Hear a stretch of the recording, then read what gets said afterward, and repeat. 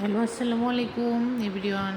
কেমন আছেন আপনারা? আশা করি অনেক ভালো আছেন। আজকের আমার ব্লগটা হচ্ছে বেড়াতে যাওয়ার, সেখানে আমরা কী কী করলাম দেখার জন্য। প্লিজ সব ভিডিওটা আপনারা পুরোটাই দেখবেন। আজকে আমি সাজুগুজু করেছি, এগুলো সব আমার মায়ের সব গহনা দিয়ে।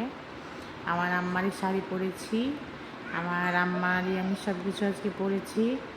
আমাকে কেমন লাগছে বলবেন আজকের আমার সাজুগুজুটা। আর আমরা ওখানে যে কী কী করলাম দেখার জন্য আমাদের সাথেই থাকবেন।